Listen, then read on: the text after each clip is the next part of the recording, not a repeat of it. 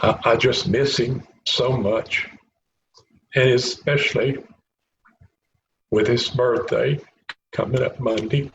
For more than 8 grueling months, family, friends, law enforcement, the entire nation has been asking, where are the kids? Where are your kids? No comment. No comment? They've been missing for 4 months. You have nothing to say? You're over here in Hawaii? Where are your children? Yeah, why don't you just give us a comment? Just tell us where they are. Lori Vallow Daybell says her children, 7-year-old JJ Vallow and 17-year-old Tylee Ryan, are safe. But she and her husband, Chad Daybell, refuse to disclose their whereabouts, even as Lori remains locked up facing felony child abandonment charges. The Lori that's in jail is not the Lori we know. Now, as JJ Vallow is about to celebrate a birthday, turning 8 years old on Memorial Day, he is still missing. It just breaks my heart that we can't see him. It's the hardest thing that Kay and I have ever gone through. It's his birthday. And it's his birthday. He needs to be with family. And we want him.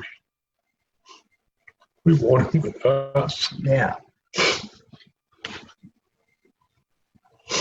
I'm sorry. The pain can be heard in the voices of his grandparents, Kay and Larry Woodcock. He was born 2 pounds and 14 ounces, and he was 10 weeks premature. We found out a special needs child. He was our baby from, just instant fall in love. That's what you do with grandkids. You just fall in love immediately. The last time they were physically with their grandson, JJ, who is autistic and has special needs, was when the family celebrated JJ's birthday a year ago. We had a Lake Charles birthday party. We had a great day. He stayed for the weekend.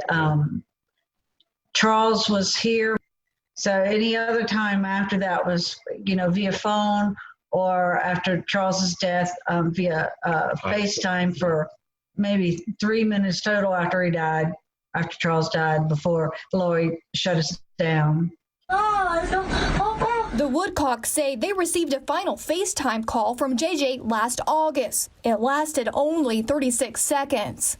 There's not a moment throughout the day, throughout the night, that we both don't say a prayer, please, Lord, give us JJ back. After hearing nothing from JJ for months, the Woodcocks requested the Rexburg, Idaho police conduct a welfare check. The request last November would spark an investigation that has captivated the world. Details emerging about an alleged cult, delusions of divinity, dead spouses, and missing children. Nobody could ever imagine this. Even the best writer in the world could have written this to be as crazy as it is. The longer that child stays out there, the less likely we're able to recover them. It's very unfortunate. The National Center for Missing and Exploited Children is working with the FBI and Rexburg police in the search for JJ and his older sister, Tylee Ryan. It's very important to look at the very last steps and the last places that these children were seen, because that can help law enforcement start building the timeline. According to court documents, 17-year-old Tylee was last seen at Yellowstone National Park. The FBI points to this photo of Tylee and JJ from September 8th, saying the two were in the park with their mother Lori and uncle Alex Cox. Tylee and her mom had their differences. She's a very bright girl, and she loved JJ. About a week later, JJ is captured on this doorbell video playing outside. And according to police, he would last be seen at school on September 23rd, 2019. The next day, Lori informed the school JJ would be homeschooled. We know that the person that's likely going to harm that child is somebody that child knows, someone that has access to that child. We've seen in the past mothers harming their children. I hope that's not the case. I hope she stashed them. They are very tight-lipped. They are tight-lipped. But they've got a job to do. That's right. And we're going to allow all law enforcement to do their job. The Woodcocks are offering a $20,000 reward for information leading to the recovery of the children. In the meantime, they are pleading for help. Okay. Chad, you have grandchildren, and if you have any ounce of compassion in your body, you will help us find out where the kids are. And I know you can guide Lori to do the right thing. All they want for JJ's birthday this year is him. I want to say something to Chad. Chad, I'm going to ask you, I'm going to beg you one more time. My grandson's birthday is coming up. Think about your grandsons, your granddaughters, if this happened to them.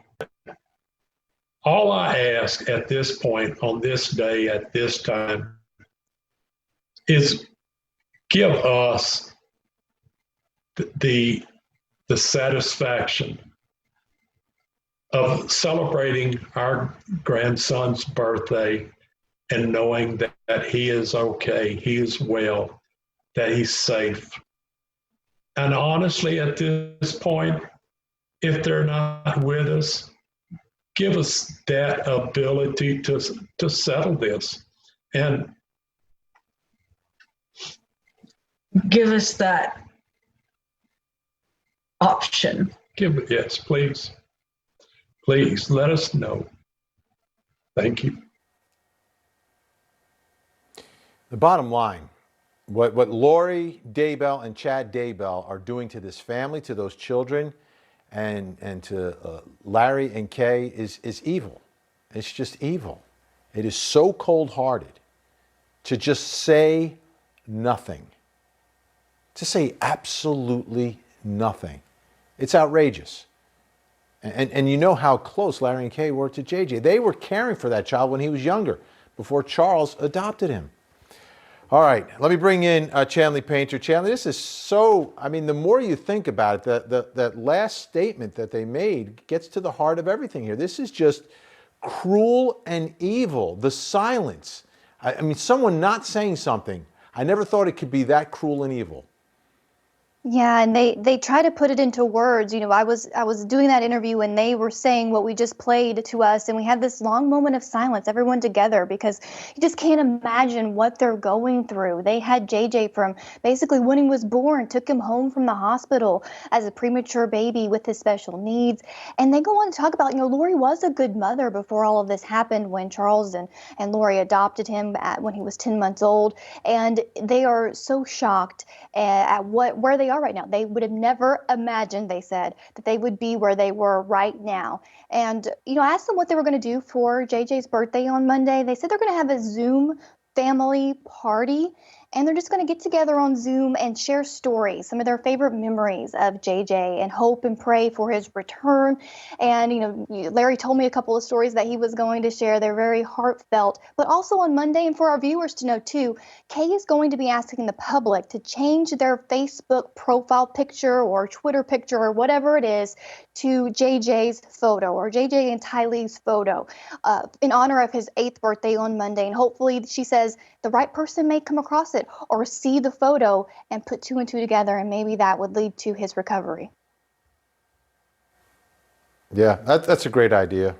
Are they going to go to the preliminary hearing? Because they're not from that part of the country. They don't live in Idaho, but that's where everything's taking place. Are they going to travel out for that? Do we know? Oh yeah, Kay Woodcock was quite determined when she told me she cannot wait until July 9th and 10th. They are going to be at the preliminary hearing. They live in Louisiana. They're going to go to Rexburg, Idaho. She says she wants Lori to see her there at the preliminary hearing. Of course, they're still hoping in the meantime something may happen. She told me maybe Lori will break, or she'll say something, or it could change before then, but they have all intentions to be there July 9th and 10th. All right. Chanley Painter, thank you so much.